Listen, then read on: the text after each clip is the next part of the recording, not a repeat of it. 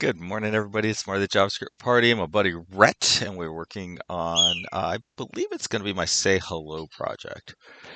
Um, so, basically years ago, right? Like my very first, I would call it enterprise, because I'd worked for some dot coms, but like enterprise level web job, um, was like I worked for this place and they had like this big process, this multi-billion dollar process that like they would go basically step A, the process. Now that's their customers, right? So they had customers and they would go and they had people that they serviced and they would go from like them now tens of thousands of people not being serviced to tens of thousands of people being serviced in a complex system.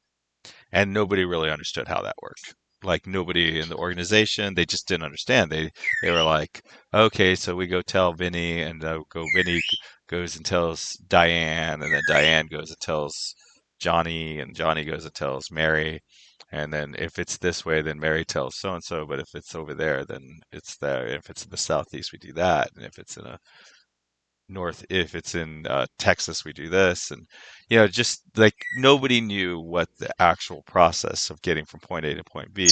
It sort of just happened. And then as we started writing the code, we started defining how everything works, and they were able to add like a lot of efficiencies and all that. It was like a big win. The project was a big win. Now, the reality was that um, what was I? Oh, the reality was is that you can do a lot of stuff when you understand what you're doing, and a lot of times you don't understand that certain skills are needed that you weren't even aware that you had. And one of the big skills that I'm fixated on is how do I change contexts, and so and how do I set myself up for success. All right, so let's go ahead and shut this one down. And then so one of the things I noticed that I do this in life in general. In life in general, what I do is I set expectations ahead of time. Like, okay, if what I think is true, then I should see this. And I believe Say Hello is my next project that I'm working on. So when I do this drop down, Say Hello should be the farthest one of all the things I work on. So because it should have been last Saturday was the last time I worked on it. So space and time I'm working on right now. I was just working on classes.craftybymelissa.com. That's my wife's business media system. That's my nightly sort of forever project that I have very low expectations of ever getting done. Flashcards and then say hello and then all the rest of the stuff is. So Say Hello is the oldest one of the things I'm working on. So what I was expecting to happen happened. All right. So now I know in Say Hello, that's one of my newer projects, my 2026 projects, and I know I changed my architecture a little bit in 2026, and I started putting Cypress in its own project, and then Say Hello in its own my project in its own project. So that's different. But that is what I've been doing very consistently ever since 2026. I do think it is a improvement. So now I go into my Say Hello and I say npm start.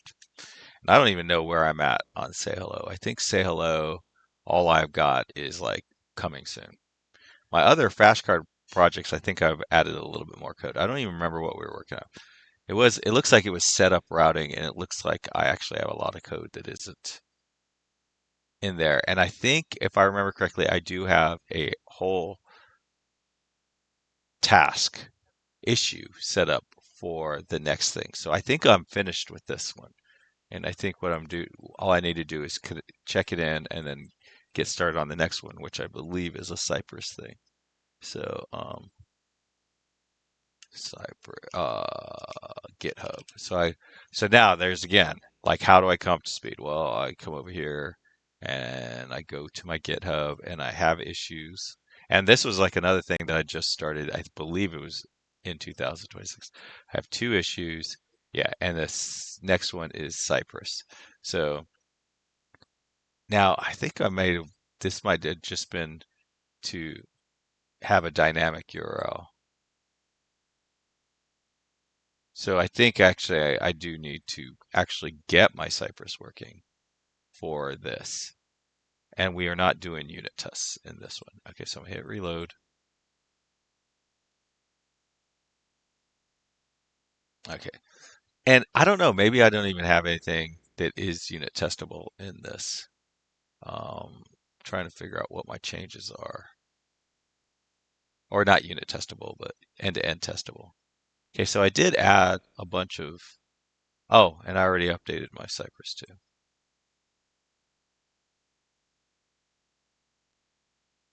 Yeah, so actually I think this is, we already got this. So we have our, so this is a super connect commit. So now let's look, is there anything we don't want to connect? I don't think there's any usernames or passwords in this. This is a blob of code I do not understand. I mean, I can kind of, I could make a presentation and explain what all this does, but I don't understand what it does. Not really. I don't really understand like what this .c is. Is that .c like is this a script, a C script, a mod rewrites .c? You know, just since we're right here and our brain is right there at that, let's just go say, what is this? With Apache is that part.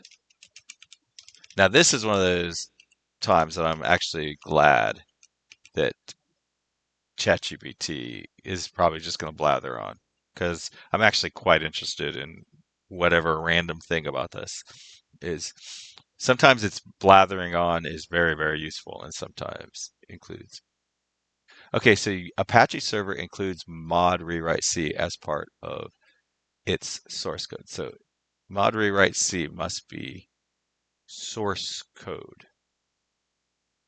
So it says mod rewrite is an Apache module that provides powerful URL rewriting capability.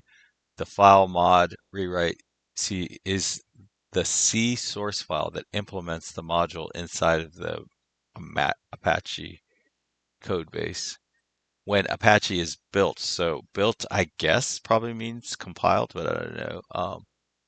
This file, when it's built, this file is compiled. So I guess being compiled is only part of the build process into rewrite module.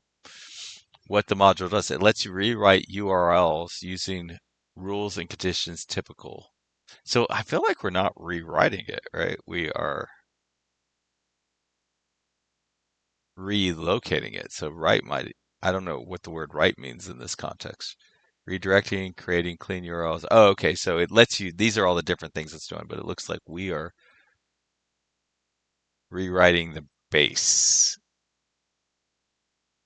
Rewrite engine is on. Rewrite rule. How it's enabled.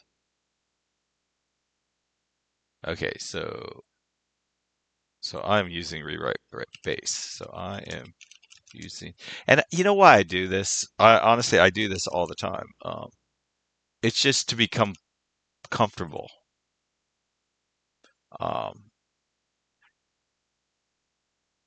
and with the vocabulary. So like I'm really doing like it's like back in the day, and I don't know if they still do this because I feel like I've looked at recent school books and they don't do this, but they used to always start every chapter with a list of vocabulary.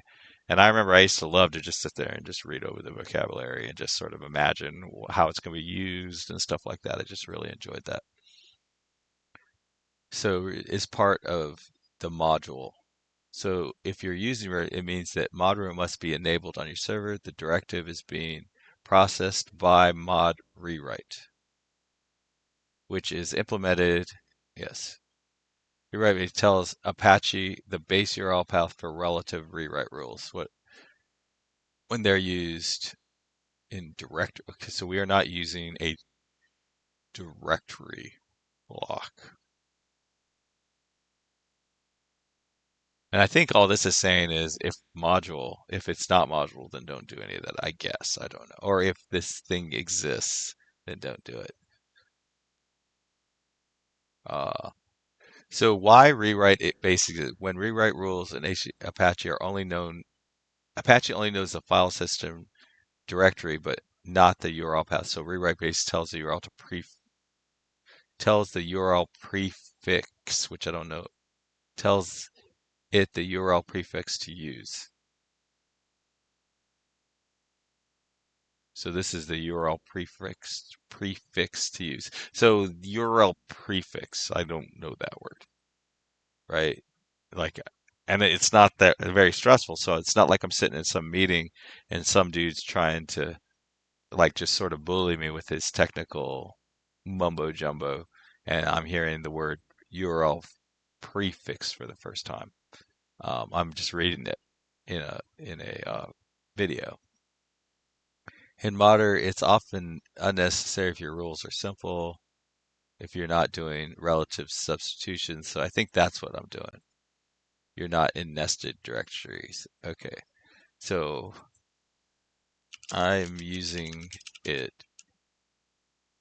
to um, direct a browser request to an Angular application, and the directories in the URL don't exist.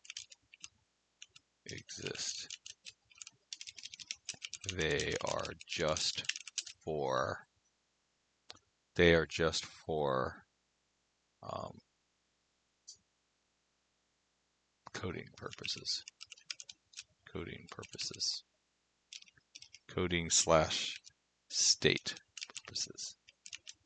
So this is kind of like, I guess, like back in the day, like you'd work on this stuff for like a year and you'd be working on stuff and then you go to like a conference and then you're talking to somebody else who does something very similar and then you guys can kind of talk about things like this and then you can kind of like sort of get smarter, use each other to get smarter. I guess ChatGPT kind of has that, fills in that role now.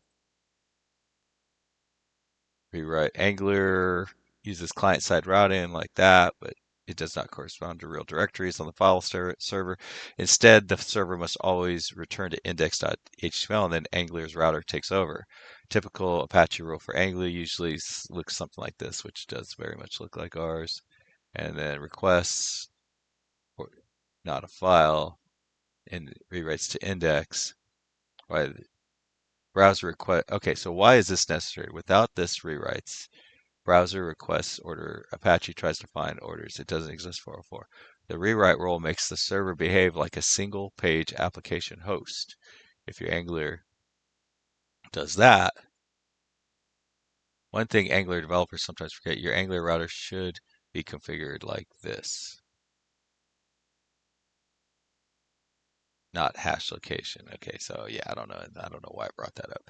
Anyway, so that's what that's all about. I'm not going to act like I understand this, but I will say that I think I understand it better than I did an hour ago or before this video.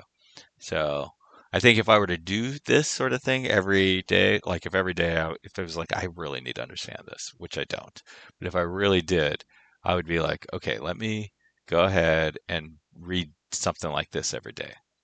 And after a while, it'll just start to make more and more sense. And like a lot of times when you read something like this, the next time you read it, it is much more valuable, and you see things that you didn't even conceive of. Anyways, do we need this README change though? I think this is, yeah, I don't think we want this one. Okay, so we did this. Yeah, so we already did that. I don't think we've made any changes since we got that working. So I'm going to get rid of these changes, and then I'm going to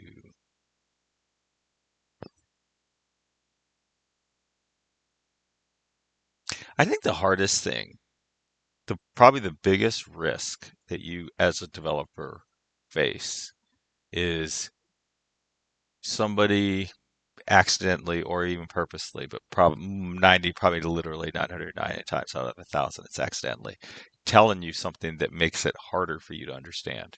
So they're making it harder for your brain to process important information because you because they planted certain thoughts and ideas, concepts in your head that were wildly interactive.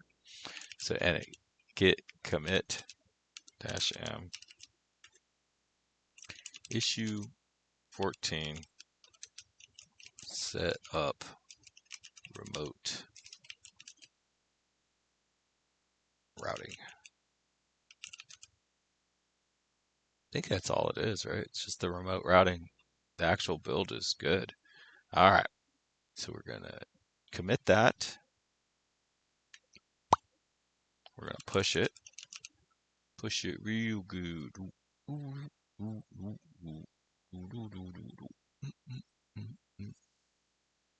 right. Now we have pushed it. We are here.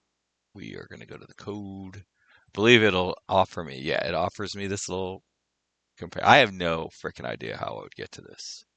I have gotten to it a few times without that, but boy, has it been an adventure, and it's just such a rare thing that I can never remember it. Remember.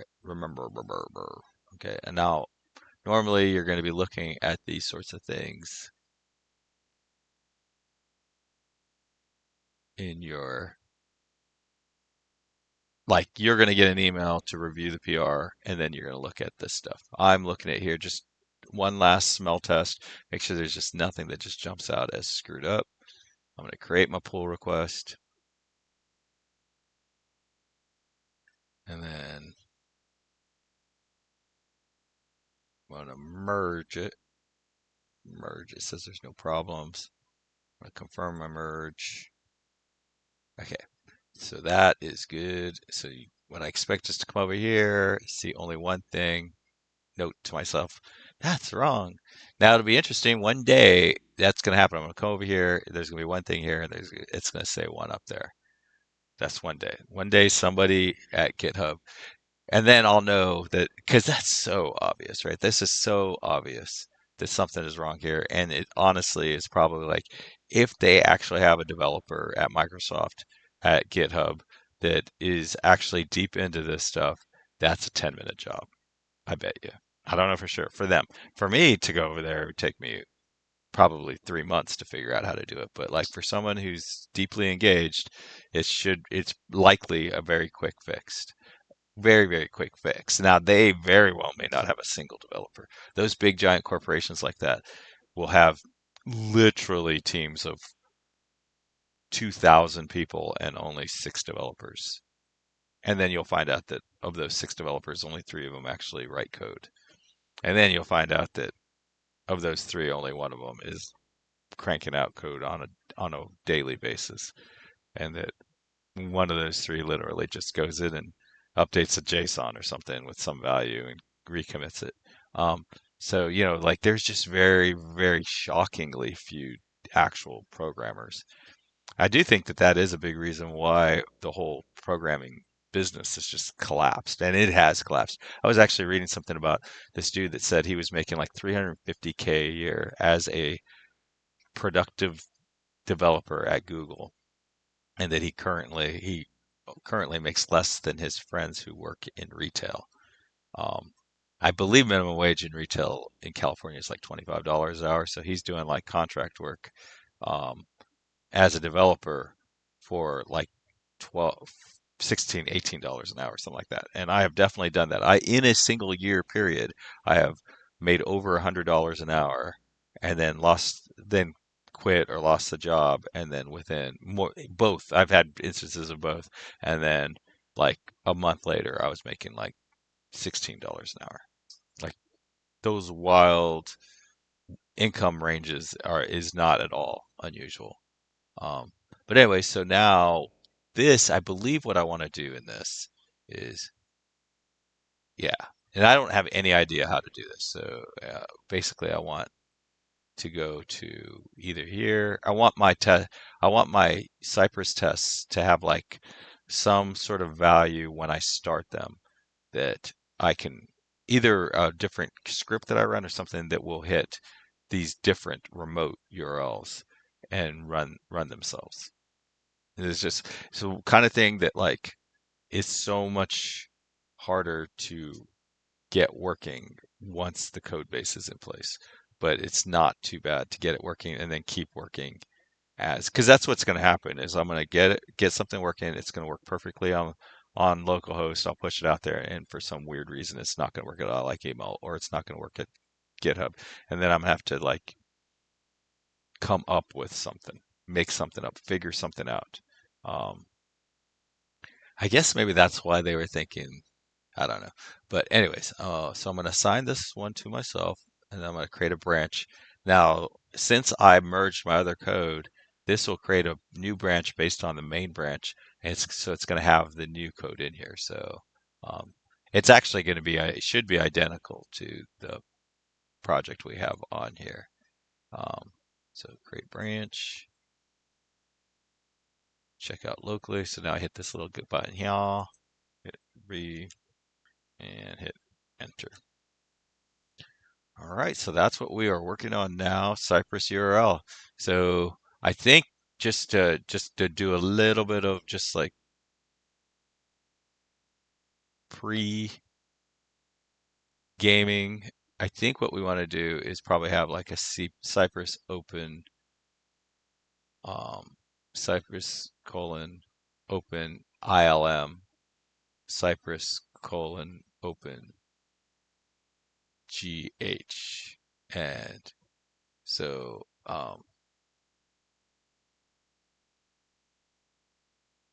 so I just want to just get a little bit of just get my brain just a little bit of brain. I don't really want to start this one today, but so a project. It's written in Angular. Now, I have a version. I have it running at localhost, comma. I like email and GitHub. I also have a Cypress project, and what I want to do is be able to run the scripts, the e2e tests against all three. Right now, it only runs against localhost.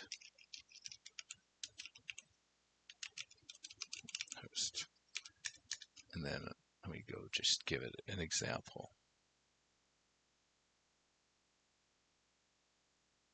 So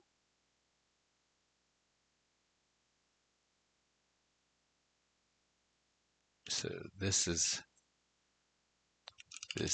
one of my tests.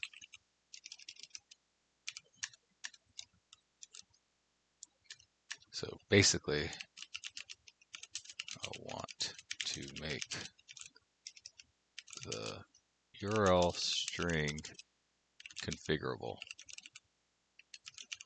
And yeah, let me just leave it. I was going to say I will prefer to update the package script to do it, but I guess I should listen, be open-minded.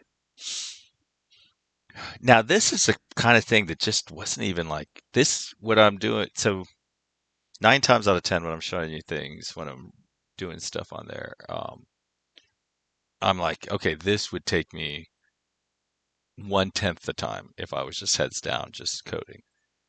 This here, like, would take me a month. Like, I'm probably doing something here that's going to take me a few minutes to come up to speed on something that before, with just Google and Stack Overflow and all that, would have taken a whole month. And I likely would have done it in some really bizarre way that was absolutely not, because I have no idea what I'm doing. It's like, it's pretty good. It's really, really, really good if you know what you're doing and you're just using it to just sort of just prevent having to do some sort of lookup that you do all the time. That is like perfect. This is when you have a vague idea, when you have no idea, like at least I have a vague idea what end-to-end testing is and kind of what I want and what packages are. So I do have some contextual understanding. But if it was just kind of like, is there a way that I can test my things? Who the hell knows what I end up building? Is to move the URL into Cypress configuration or environment variables instead of hard coding in the test. That way you can run the same test against localhost uh, your I like email service. Okay. Mm. So it's like base URL. Okay, so define a configuration. Okay, that to me makes a lot of sense. And then,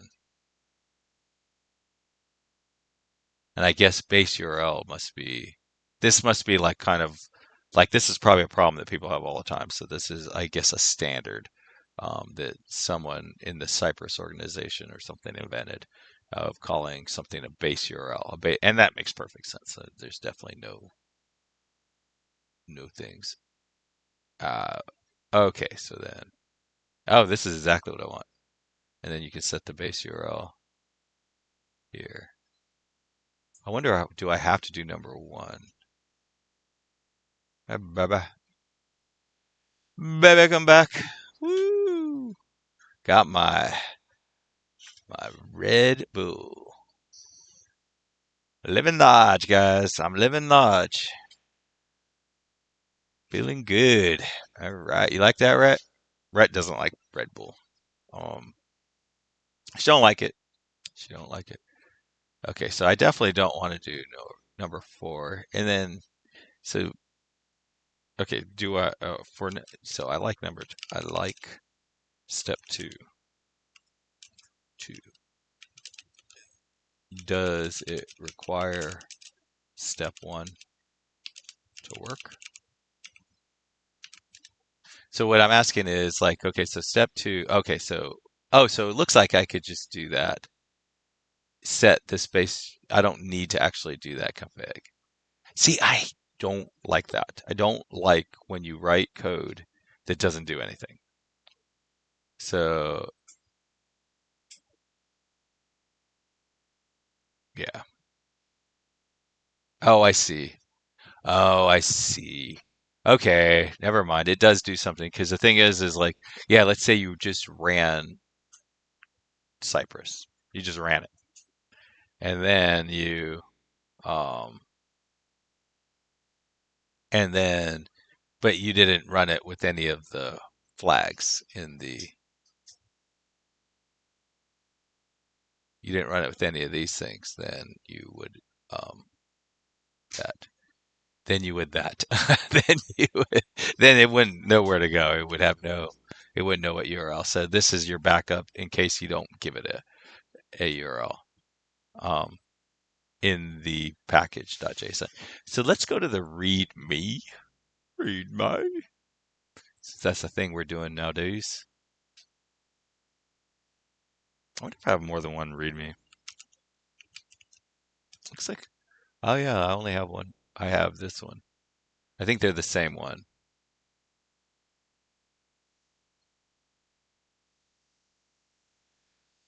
All right, so I'm just gonna put this right in here. So we have that as a link next week.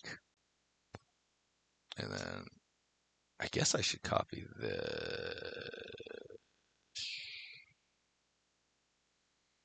copy that.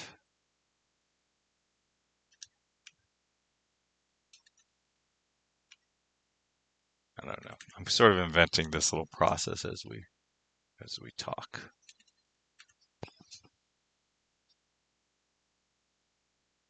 And I guess this goes into express cypressconfig.ts.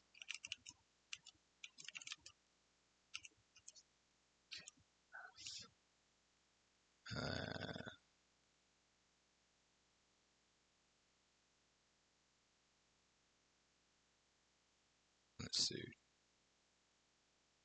And then inside of our package, we want this.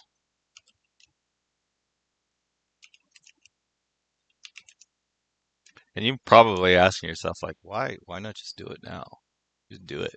And it's like, well, you know, um, I don't know. I just don't do this very often.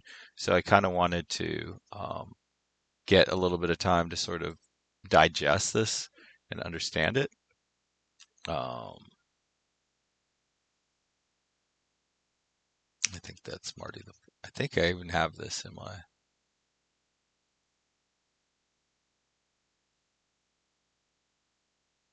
Where'd it go? Say dash hello.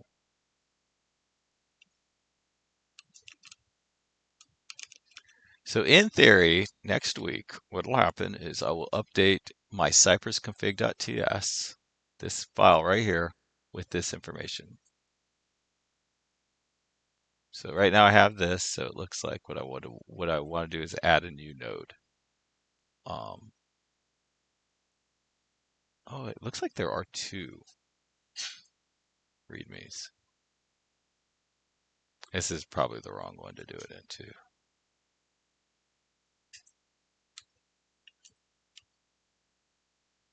Let's go to this readme. I think this is the top readme.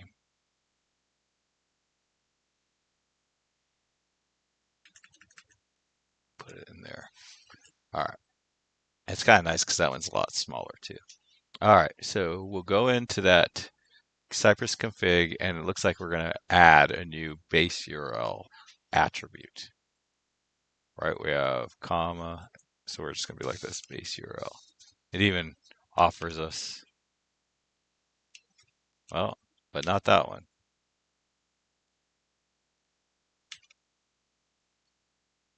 Well, that's kind of weird. Okay, so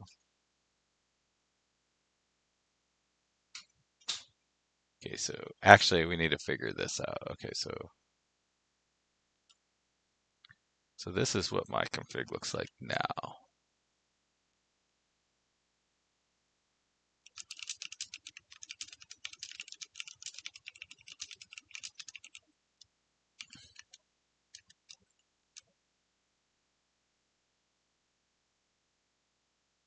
Okay, so what they're saying is that, so there, I was trying to put it at the end.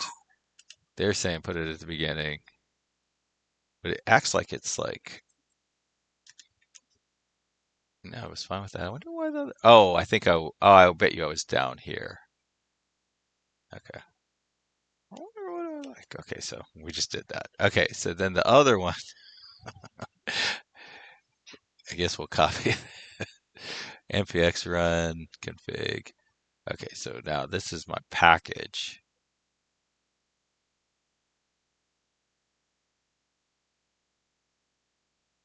We'll just do this. So this is my package.json.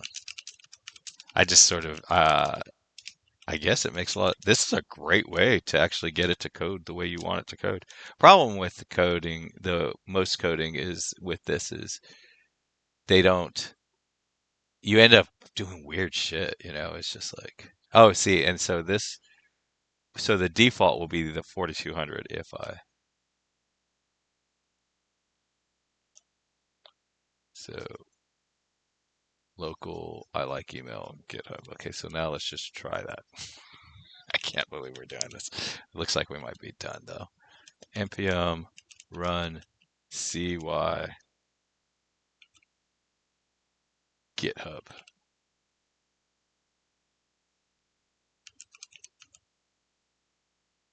Let's see what happens. Let's see what happens.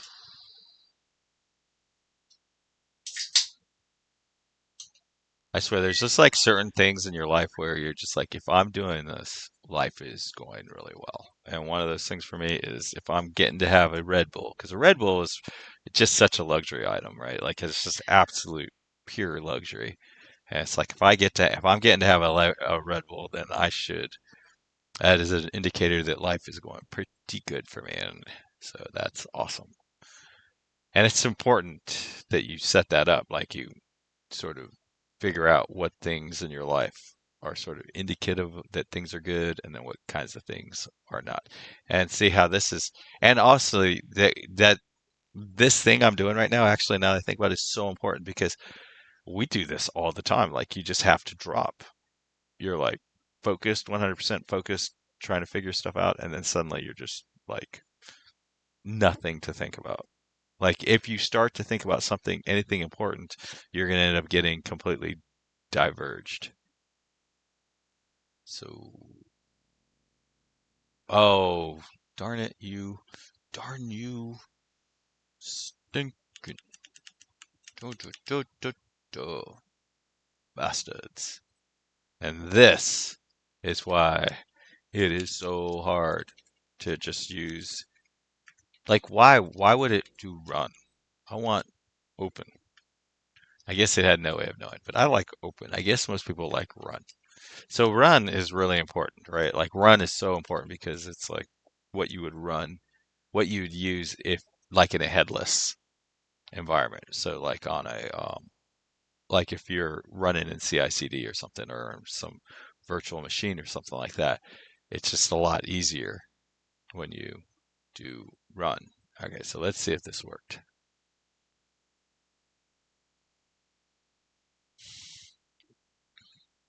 Oh, that tastes so good. At least to me. I don't know if that's conditioning.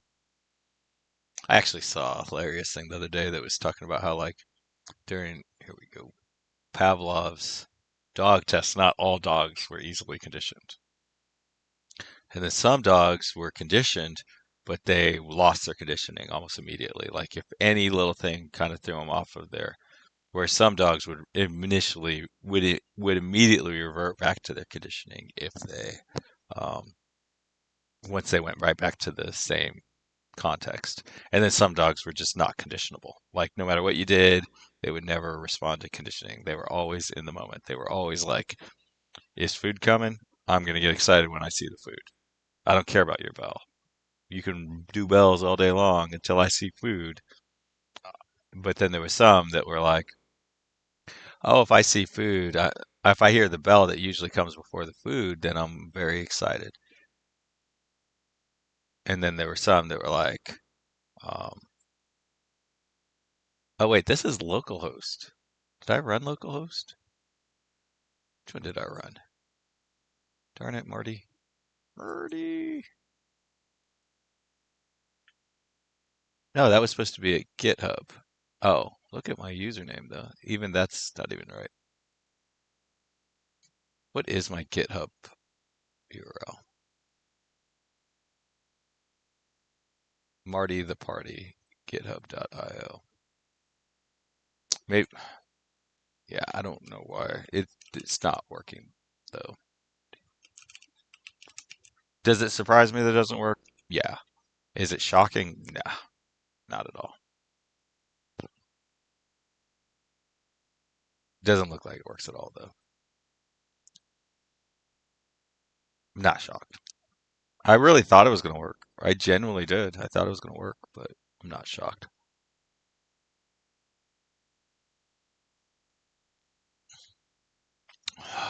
Did it? Oh,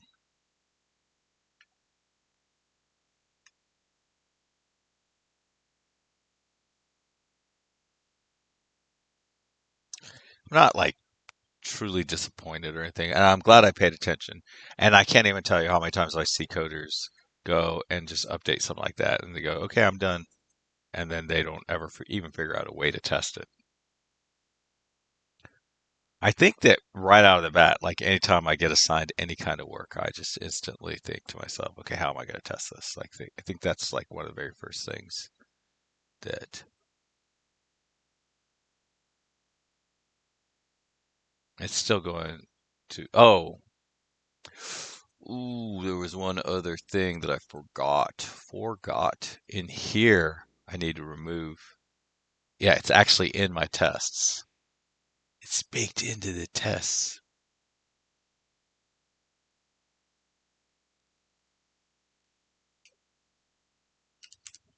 God, I just can't even tell you guys how much I love coding. Coding is just the funnest thing. It does. It is kind of frustrating because, like yesterday, I was at the park and I was talking to some dude, and he was like very excited about. He was like, "Oh, I'm a web developer. I work on code and stuff." And I was like, "Oh, really?" And so we were kind of going back and forth, and then I was like, "Oh, this is my He wanted my phone number, which I felt a little bit like uncomfortable, giving a stranger my phone number. Um, but then I was like, well, you can find me on YouTube. I figured this would be a great way for us to at least start our relationship and all that. But he, um, I don't know what's gonna happen. I don't know if that's gonna pass or fail, but we don't want a hard code. Well, let me try this. Maybe I need to. Okay, so I have this test. Okay, so I have this test.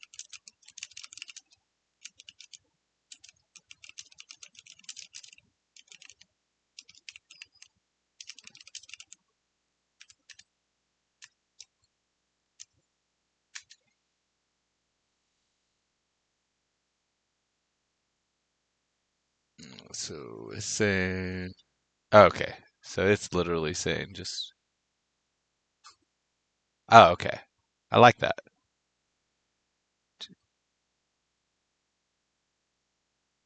That's so funny that he fixed my my comment down here. It's like you suck at commenting, dude. You suck. All right, so that is hilarious. All right. And so I think this one didn't matter, right? Because we just visit. And then, so let's see. Kill this again. Wrong again, Aaron. I did not intend. I just wanted to set myself up for success for next week.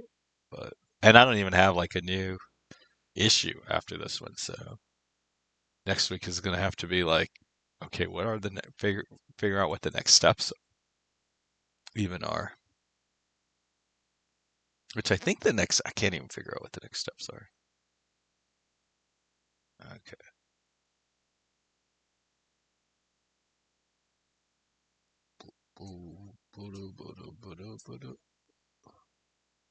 Oh, it's project. I don't think project's the right word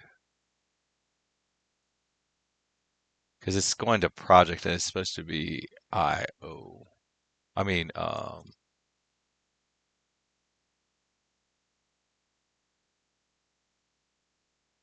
is it in here? Oh, yeah, this is supposed to be. I can't even say hello. Is it say dash hello? So good job, Cypress. You found a bug in my test. There we go. There we go. There we go. But yeah, so anyways, I'm talking to this guy, right? He's like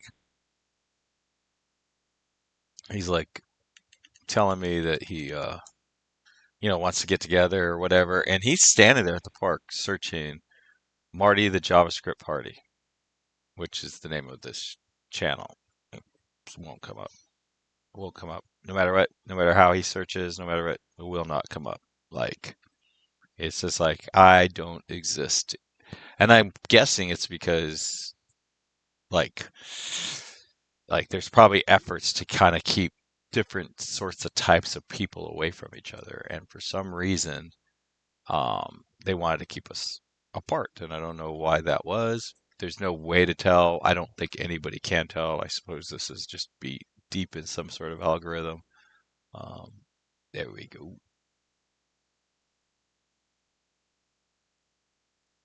So that one worked. Oh, maybe not.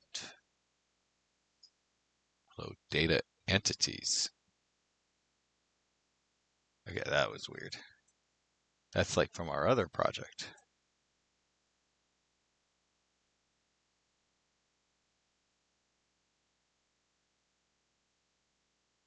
Okay, that is weird. Did they do that? What? Okay, what did I originally? Oh yeah, that is. This is for a whole different project. This is for. Oh no.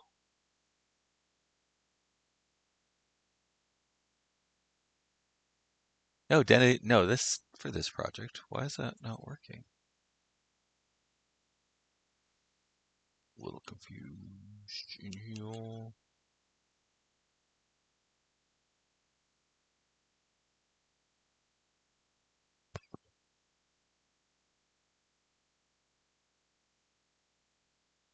So it's saying that I cannot go there to data entities. So that kind of tells me that maybe I'm not.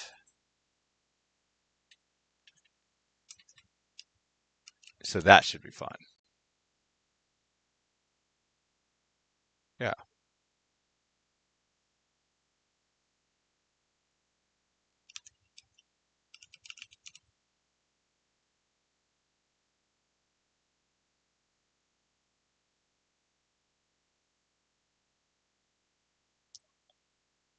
Okay, what is that is where we're at, right?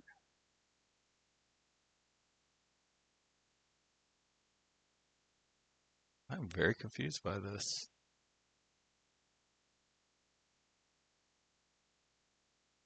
So it's saying that this doesn't exist, but let's try rerunning it.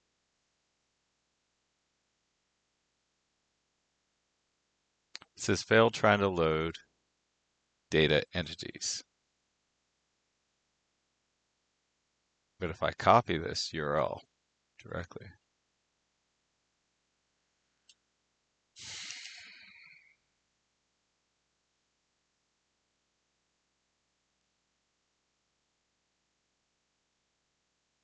okay, so yeah, I don't really understand what's going on.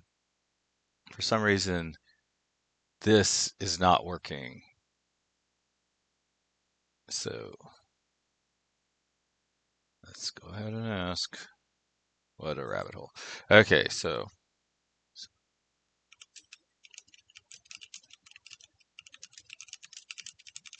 eyes to go to.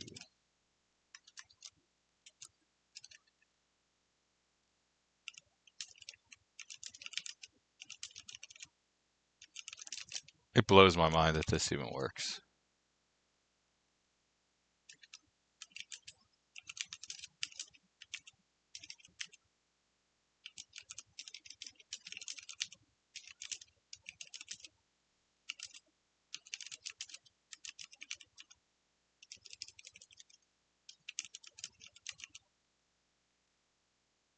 And this is a perfect example where we're probably going to um,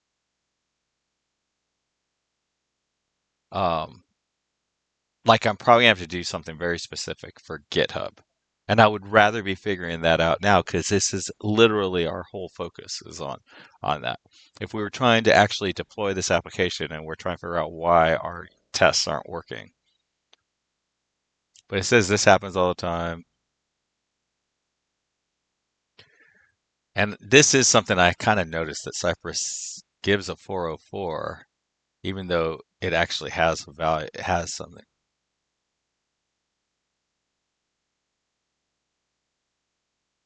Okay. Okay, yeah. F that. I would rather just not test GitHub. I mean, honestly, I like email tests are probably fine for GitHub. Um,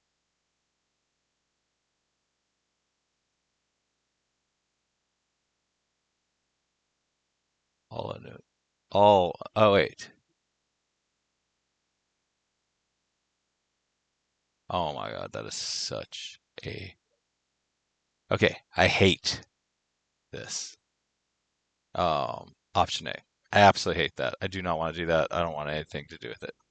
I mean, hate is really strong, but it's like I do not like this. This is like I'll just not test GitHub, then change the whole thing so that I have because what's trying to change it is so that instead of having a URL like that, it has a hash in there.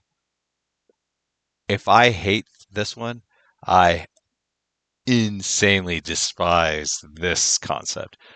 This concept is mm, mm, I just there's no like I you just come up with all your worst words to describe something, and that's where this concept lands in my world. think we're gonna be on option C. Oh my gosh. Oh my gosh.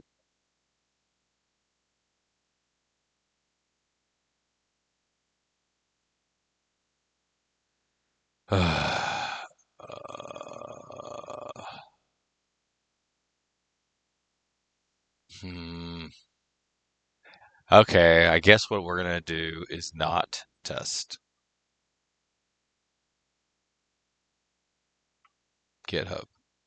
I mean, yeah, just not test GitHub until we'll leave the tests there, but we'll just know that they fail. And it'll be fun. It'll actually be fun to try it out like in the future to see if they fix that.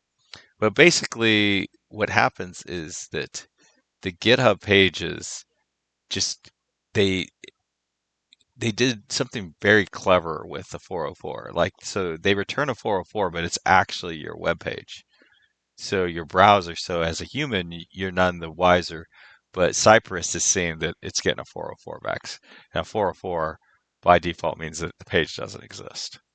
And so there's that. That's crazy.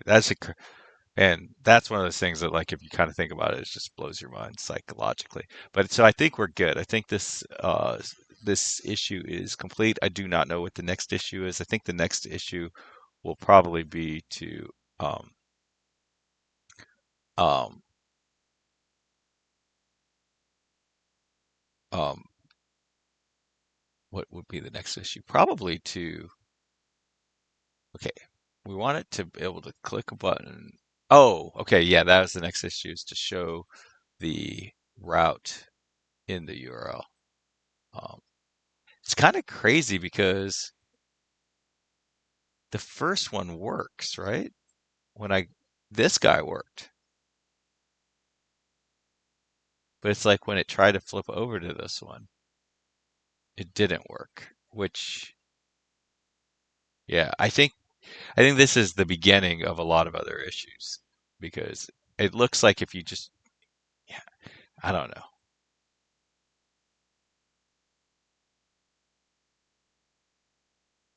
It's like it's so weird. It's so weird that it doesn't recognize that. I mean, that it doesn't see the first one. Like it doesn't choke on this one. Why does it not choke on the first one, but it does choke on the second one?